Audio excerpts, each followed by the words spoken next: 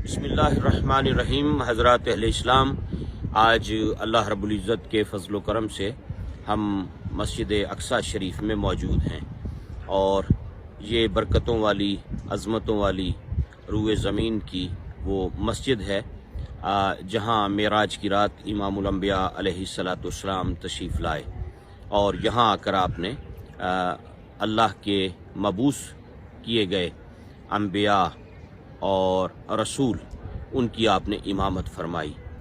इस वक्त आप मेरे बैक साइड पर मस्जिद अक़सा शरीफ की ज़ियारत का शर्फ हासिल कर रहे हैं। ये मस्जिद अक़सा शरीफ है जिसका ज़िक्र अल्लाह रब्बुल इज़्ज़त ने अपने पाक कलाम में फरमाया है।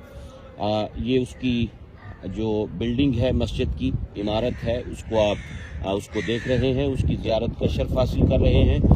और इस मस्जिद के बिल्कुल नीचे, ये मस्जिद की जो मेन एंट्रेंस आपके सामने है, इसके बिल्कुल साथ ही सीढ़ियाँ ज़मीन की तरफ जाती हैं, जिन सीढ़ियों के ज़रिए आप मस्जिद के उस कदीमी हिस्से में जाते हैं जहाँ काफ़ी नीचे जाकर, जहाँ आज भी ओरिजिनल हालत के अंदर वो जगह महफूज है जहाँ इमामुल अंबिया अलैहिस्सलाम ने मेराज की रात अंबिया की इमामत फरमाई। वहाँ एक खूबसूरत मेहराब मौजूद है और उस मेहराब के साथ वो कदीमी हिस्सा मौजूद है मस्जिद अक़सा शरीफ का, जो पुराना है, सदियों पुराना है, बल्कि कई हज़ार साल पुराना है, जिसके बारे में कहा जाता है कि इसकी तामीर हज़रत सैयदना सुलेमान अलैहिस्सलाम ने जिन्नों से करवाई थी। और यकीनन जब हम उस बिल्डिंग को बेसमेंट में देखते हैं, वो बड़े बड़े पत्थर और पिलर्स, तो वाकई पता चलता है कि ये इंसानों की नहीं, ये जिन्नात की तामीर है। बहरसूरत वो हिस्सा इस मस्जिद के नीचे वाले हिस्से में मौजूद है। ये बाद में की गई जदीद इसकी जो तामीर है वो आप मुलाहिज़ा फरमा रहे हैं। इसके साथ ही बिल्कुल ये सामने आपको एक शेल्टर नज़र आ रहा है जहाँ से सीढ़ियाँ नीचे जाती हैं। बहुत सी सीढ़ियाँ नीचे उतरने के बाद इस शेल्टर के अंदर से गुजरकर इसके नीचे मस्जिद अक़सा के पुराने हिस्से में मस्जिद मरवानी मस्जिद जो है वो मौजूद है। और उसी मस्जिद के एक कोने में वो हुजरा मुक़द्दसा है जहाँ हज़रत सैयदा मरियम सलामुल्लाह अलैहा आप इबादत फरमाया करती थी, जिसका ज़िक्र अल्लाह रब्बुल इज़्ज़त ने अपने पाक कलाम में किया कि सैयदा मरियम उस हुजरे में इबादत करती हैं जहाँ हुजरे का दरवाज़ा बंद है और हज़रत सैयदना ज़करिया अलैहिस्सलाम की किफ़ालत में आप हैं और बेमौसमी फल वहाँ पर मौजूद होते। और फिर वहाँ हज़रत सैयदना ज़करिया अलैहिस्सलाम ने पूछा कि ए मरियम, ये फल कहाँ से आए? तो फरमाया ये मेरे रब की तरफ से हैं।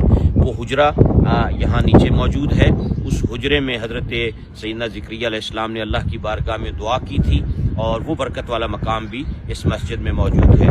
और इसी मस्जिद के बिल्कुल दाईं जानिब, वहाँ बिल्कुल कॉर्नर पर इन दरख्तों के पीछे मस्जिद बुराक मौजूद है। मस्जिद बुराक वो है जहाँ इमामुल अंबिया अलैहिस्सलाम ने मेराज की रात जब आप तशरीफ़ लाए तो वहाँ आपने अपने बुराक को बांधा था। तो वो भी काफ़ी डीप है, तकरीबन 37 सीढ़ियाँ नीचे जाना पड़ता है। और फिर वहाँ दीवार में एक हुक लगा हुआ है जो इस बात की निशानदही करता है कि ये वो जगह है जहाँ मेराज की रात बुराक को बांधा गया था। और इसी दाईं जानिब जब हम थोड़ा सा आगे जाते हैं तो हमारे बड़े सगीर पाक हिंद में तहरीक खिलाफत में जिन शख्सियात का नुमाया नाम है, उनमें हज़रत मौलाना मोहम्मद अली जौहर रहमतुल्लाह अलैह, जो दो भाई थे, मौलाना शौकत अली और मौलाना जौहर अली, उनमें से मौलाना जौहर रहमतुल्लाह अलैह जो हैं, उनकी कब्र भी यहीं पर मौजूद है। चूँकि आपने वसीयत की थी मैं ग़ुलाम मुल्क में दफन होना पसंद नहीं करता, तो उनकी तदफीन फिर यहाँ पर हुई, उनकी कब्र भी यहाँ मौजूद है। और मुख्तलिफ़ मकामात हैं, मुख्तलिफ़ बुज़ुर्गान दीन की कब्रें हैं यहाँ पर। और उसके साथ साथ और फिर जब ये हमारे बैक साइड पर इस वक्त आप देख रहे हैं, ये जो डोम ऑफ द रॉक है, ये खूबसूरत गोल्डन गुंबद जो आपको नज़र आ रहा है, सुल्तान सलाहुद्दीन अय्यूबी ने इस मकाम को बनवाया था। और इसकी फ़न तामीर को देखकर अकल दंग रह जाती है, जिस खूबसूरती के साथ इस डोम ऑफ द रॉक को बनाया गया है। इसकी एक अपनी ब्यूटी है, इसका एक अपना हुस्न है। और इस डोम ऑफ द रॉक के अंदर आमतौर पे हम लोग यही समझते हैं कि शायद यही मस्जिद अक़सा है। ऐसा नहीं है। मस्जिद अक़सा हमारी दाईं जानिब है, बाईं तरफ ये डोम ऑफ द रॉक है, गोल्डन गुंबद है। और इसके अंदर वो پتھر ہے، وہ مقام ہے، وہ جگہ ہے جسے محفوظ کیا گیا ہے، جہاں معراج کی رات امام الانبیاء علیہ السلام آسمانوں کی طرف تشریف لے کر گئے تھے۔ وہ ایک بڑا پتھر ہے، اس کو محفوظ کر دیا گیا۔ اس پتھر کے کونے پر ایک ایسا پتھر بھی محفوظ کیا گیا ہے کہ جس پر حضور کریم علیہ السلام کے قدموں کے نشان ہیں، اور اسے اس خوبصورتی سے محفوظ کیا گیا کہ نیچے ایک ہول اور سوراخ رکھا گیا ہے جس میں آپ ہاتھ ڈال کر اس جگہ کو مس کر سکتے ہیں جنہیں رسول کریم علیہ السلام کے قدموں سے نسبت ہے، اور لوگ انتہائی عقیدت و احترام کے ساتھ اس مقام پر حاضر ہوتے ہیں اور یہاں کی زیارت کا شرف حاصل کرتے ہیں۔ بہرحال اس گنبد کے اندر جو کام کیا گیا ہے وہ اپنی مثال آپ ہے۔ اتنا حسن، بیوٹی، اتنا خوبصورت فن تعمیر آپ کو کہیں نظر نہیں آئے گا، وہ آپ صرف یہیں آ کر دیکھ سکتے ہیں۔ اور اسی طرح اسی مسجد کے ہماری پھر جب لیفٹ سائڈ پہ ہم دیکھتے ہیں تو یہ سامنے جو بلند پہاڑی آپ کو نظر آ رہی ہے یہ جبل زیتون ہے۔ جبل زیتون، اس کے دامن میں، اس کے بالکل پاس ہی بہت سے مقامات ہیں، صحابہ کے مقامات ہیں اور نبیوں کے مقامات ہیں۔ اس کے ساتھ قبرستان ہے اور وہاں بہت سی تاریخی قبریں ہیں، اور اسی مسجد کے بالکل قریب یہاں پاس ہی مقبرہ ہے، قبرستان ہے باب الرحمہ، جس میں حضرت سیدنا شداد بن اوس رضی اللہ تعالیٰ عنہ اور جلیل القدر صحابی رسول حضرت عبادہ بن صامت رضی اللہ تعالیٰ عنہ آپ یہاں پر آرام فرما ہیں۔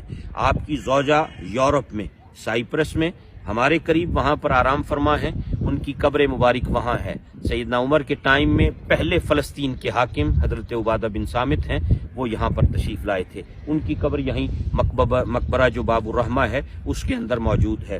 تو یہ ایک مختصر سی بریف ہسٹری میں نے آپ کے سامنے رکھی ہے، لیکن اس مقام کی اپنی ہی برکت ہے، اور یہ مسجد اقصی شریف جو ہمارے بیہائنڈ اس وقت آپ دیکھ رہے ہیں، برکت والا مقام ہے۔ یہاں کے لوگ یہ تقاضا کرتے ہیں کہ اہل اسلام آپ آؤ، اس مقام کی برکتیں دیکھو، اس کی عظمتیں دیکھو۔ اللہ کے نبی صلی اللہ علیہ وسلم نے یہاں معراج کی رات امامت فرمائی۔ اندر مسجد میں ایک کتبہ لگا ہوا ہے، ایک بورڈ لگا ہوا ہے، اس پر حضرت سیدہ ام المومنین سیدہ میمونہ رضی اللہ تعالیٰ عنہ کی روایت ہے کہ نبی کریم علیہ السلام نے فرمایا یہ جو سرزمین ہے یہ محشر کی سرزمین ہے، میدان حشر یہاں پر قائم ہوگا اس دھرتی پر، اور یہاں ایک نماز پڑھنے کا ثواب 1000 نماز کی برابر ہے۔ تو وہ حدیث بھی لکھی ہوئی ہے، اور تمام اہل اسلام کی خدمت میں یہ گزارش بھی ہے، ریکویسٹ بھی ہے، جب بھی آپ کو زندگی میں موقع ملے کوشش کریں آپ حرم مکہ کی زیارت کے لیے جاتے ہیں، حرم مدینہ کی زیارت کے لیے جاتے ہیں، کبھی اس حرم کی زیارت کے لیے بھی آئیں، کبھی مسجد اقصی کی زیارت کے لیے بھی آپ یہاں پر ضرور حاضر ہوں اور یہاں کی برکتیں دیکھیں۔ کتنی عظمت والی یہ سرزمین ہے، برکت والی سرزمین ہے، یہاں کے لوگ آپ کے منتظر ہیں، وہ یہ چاہتے ہیں کہ آپ آئیں اور یہاں آ کر اس علاقے کی عظمت اور یہاں کی افادیت اور یہاں موجود جو انبیاء کے مزارات ہیں، جو صالحین اور صحابہ کی قبریں ہیں، ان کی زیارت کا شرف حاصل کریں۔ اور سب سے بڑی بات یہ ہے اس سرزمین پر کہ یہاں کے بسنے والوں نے، اور یہ سب اہل سنت ہیں الحمدللہ، اور مزے کی بات ہے کہ یہاں اور آس پاس کی ہر مسجد میں اذان کے بعد سپیکر پر بلند آواز سے رسول کریم علیہ السلام کی ذات پر درود پاک بھی پڑھا جاتا ہے۔ یہاں میلاد النبی کی بہت عظیم الشان محفلیں ہوتی ہیں، میلاد بھی یہاں پر منایا جاتا ہے۔ فلسطین کے رہنے والے میلاد النبی صلی اللہ علیہ وسلم کا اہتمام بھی بڑے ادب و احترام سے کرتے ہیں۔ اور پھر یہاں ہماری ملاقات یہاں کے علماء سے بھی ہوئی، یہاں کے لوگوں سے، وہ آپ کے منتظر ہیں، وہ کہتے ہیں ہم اور آپ سے کچھ تقاضا نہیں کرتے، کچھ نہیں مانگتے، ہماری صرف اتنی ڈیمانڈ ہے کہ کبھی آپ آئیں اور آ کر مسجد اقصی شریف کی زیارت کا شرف حاصل کریں، یہاں پر بیٹھیں، یہاں دیکھیں، اور یہاں ہر چیز محفوظ ہے، یہاں ہسٹری آپ کے لیے محفوظ ہے، یہ یہاں کی ایک بڑی خصوصیت ہے۔